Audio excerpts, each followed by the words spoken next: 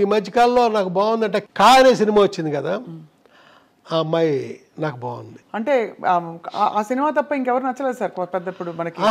బుక్కుని మీకు అడిగారు కాబట్టి వెంటనే స్ట్రైక్ అయింది.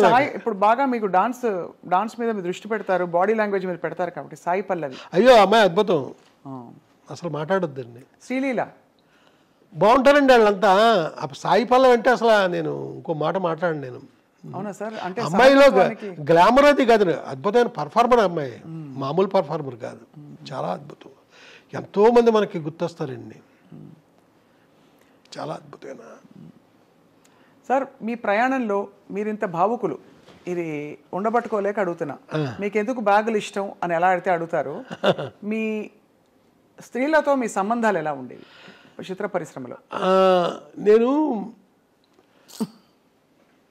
నాకేంటో తెలియదండి, నాదంతా మానసికమైన సంబంధం తప్ప ఫిజికల్గానే పెట్టుకోనండి. ఏంటో తెలియదు నాకు ఎవరితోని.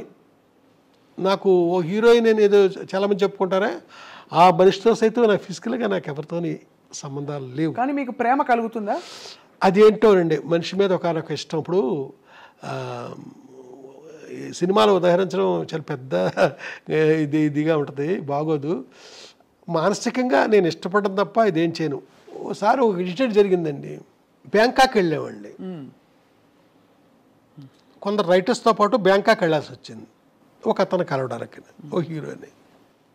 నాతో పాటు వచ్చిన ఒక యంగ్ రైటరు ఒక రూమ్ చూపించి, ఈ రూమ్లో పలానా డైరెక్టరు పేరు చెప్పనండి, 5 అమ్మాయిలతో ఒక రాత్రి గడిపాడండి.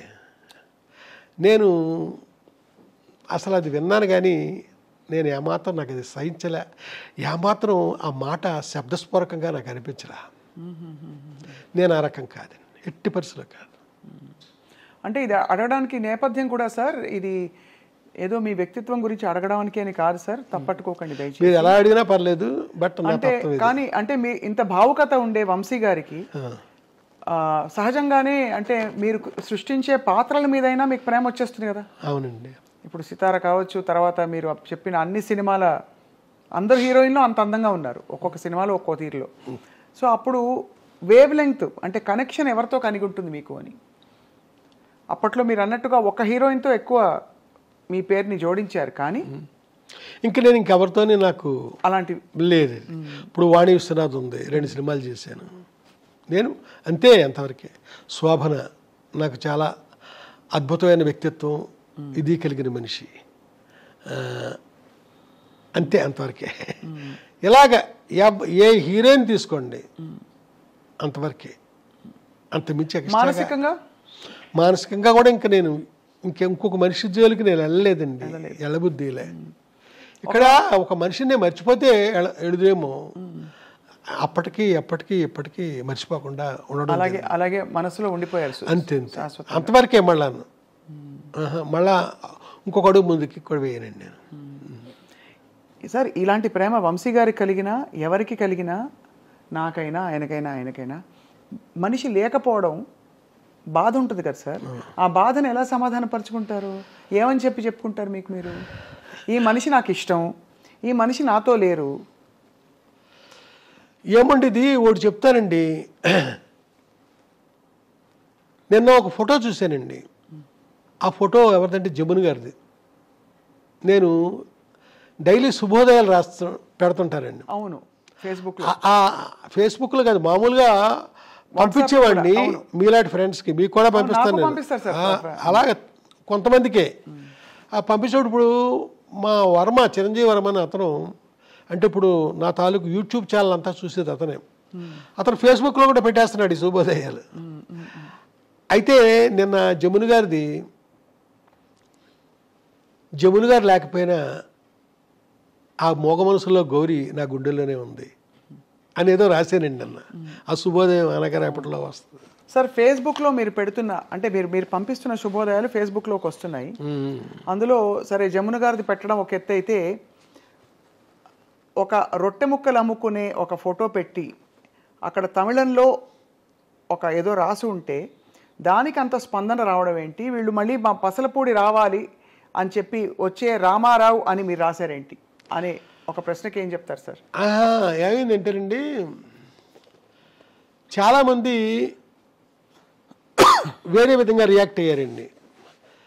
మీ పసలపూడిలో ఆ రామారావు అనేవాడు బిస్కెట్లు అమ్ముతాడని రాశావు, చూస్తే అది తమిళ అక్షరాలు రాసిన తమిళనాడు ఫోటో అది, ఏంటిది అని ఇలాగా అడిగారండి.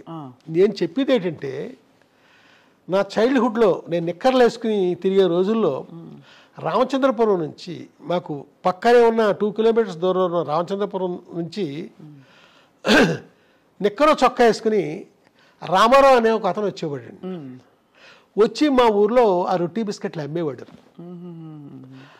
ఆ అమ్మినప్పుడు చూడండి కొన్ని బిస్కెట్లు ఇరిగిపోతాయి ముక్కల కింద. మాలాంటి పిల్లల్ని పిలిచి అందరికీ పంచిపెట్టేవాడు అతను. ఆడ పెడతాడేసి పరిగెట్టుకుంటూ వెళ్ళేవాళ్ళం మేము. ఈ ఫోటో చూసిన నాకు, ఈ తమిళ అతను ఫోటో చూసిన నాకు ఆనాటి రామారావు గుర్తొచ్చాడండి. గుర్తొచ్చి నేను అలా పెట్టాను. అలా రామారావు గుర్తొచ్చాడు నాకు, అలాగా నేను రాయడం జరగలేదు. దాంతో ఈ తమిళ ఫోటో పెట్టి మా పసరపొడిచిన రామారావు అని రాస్తావా అనేసి కొంతమంది కొంచెం కాంట్రవర్షియల్గా ప్రవర్తించారు. నా ఉద్దేశం, నా బాల్యంలో నేను అప్పుడు చూసిన రామారావు నాకు ఇప్పుడు గుర్తొచ్చాడు అని నేను ఆ వాక్యం నిర్మాణం చూసారా, అది సరిగ్గా జరగలేదు. అది అంటే మీ కవి హృదయం వాళ్ళకి అర్థం కాలేదు. కవి హృదయం అంటే ఇక్కడ కవి హృదయం కాదండి, నా స్పష్టత లేదు నేను చెప్పిన దాంట్లో. ఇది ఆనాడు నాకు ఆ రామారావు గుర్తొచ్చాడు ఇతను చూశాక అంటే పాపం ఎవరో మాట్లాడరు. అవునవును. నేను రాసిన దాంట్లో ఆ స్పష్టత లేకపోవడం వల్ల జనం నన్ను అపార్థం చేసుకున్నారు. ఈ ఫేస్బుక్ సాధ్యమైనంతగా నేను కరెక్ట్గా అన్వయించేలాగే నేను చెప్తానండి. శుభోదయం ఏది పెట్టనియండి, నా జీవితానికి అది అన్వయించినప్పుడే నేను దాన్ని తీసుకుంటాను తప్ప పొరపాటుని, లేదా పలానా స్వప్న లైఫ్లో ఇలాగా అది కూడా నేను చెప్తాను, పలానా రామారావు రాజుబాబు అలాగా అని చెప్తానండి. ఇక్కడ మట్టికి అలా జరిగింది. వివరణ ఇవ్వలేదు తప్పకేం కాదు. ఎప్పుడంటే ఇంత వయసులోనండి, చిన్నప్పుడు ఇదంతా జరిగింది. గొప్ప జ్ఞాపకాలంటే మీకు చాలా ఇష్టం కదా సార్? జ్ఞాపకాలంటే ఆకుపచ్చని జ్ఞాపకాలు, పొలమారిన జ్ఞాపకాలు, ఇలాగ జ్ఞాపకాలు మీద చాలా ఉన్నాయండి. ఇంకా రాయాల్సినవి కూడా ఉన్నాయి. మాట్లాడే జ్ఞాపకాలు ఇవన్నీ రాశాను కదా, ఇంకా రాయాల్సినవి ఉన్నాయండి. పోట్లాడే జ్ఞాపకాలు, పరిగెట్టే జ్ఞాపకాలు, నడిపించే జ్ఞాపకాలు, ఇలాగా ఎన్నైనా రాయొచ్చండి. ఎప్పుడు వర్తమానం నాకు బాగోదు, అది జ్ఞాపకం అయినప్పుడే బాగుంటుంది. ఏంటో నాకు తెలియదండి. అది మీ కళాత్మకత సార్. కానీ ఇందాక అడిగిన ప్రశ్నకి మీరు మళ్ళీ సున్నితంగా అడుగుతున్నా సమాధానం ఏంటంటే, ఏదైనా మనకి ఇష్టమైన వ్యక్తి కానీ సినిమా కానీ ఏదైనా, ముఖ్యంగా వ్యక్తి అయితే అందులో మన మనసుతో ఇష్టపడిన వ్యక్తి అయితే మన చుట్టూ లేకపోతే మనం కొంత అలజడికి లోనవుతాం. ఆ అలజడిని మీరు ఎలా సమాధాన పరుచుకున్నారు? ఇప్పుడు ఉండకపోవచ్చు కానీ ఎప్పటికే వాళ్ళే అని చెప్పారు కాబట్టి సున్నితంగా అడుగుతున్నాను. ఇది ఇప్పుడు ఏమీ లేదండి, ఒక ఒక ఒక ఎన్నో ఏళ్ల క్రితం మ్యాటర్ ఇది. ఇవాళ మామూలు కండిషన్లోనే మామూలుగానే ఉన్నా, కానీ ఎప్పుడు జ్ఞాపకం బాగుంటుంది కదా నాకు. మరి అదే ఆ జ్ఞాపకమే బాగుంటుంది. అలా అంతే ఇది బాగుంది. మళ్ళా గతం నిజం కావాలి అని కూడా నేను ఎప్పుడు కోరుకోను, ఎందుకంటే అవ్వదు కాబట్టి.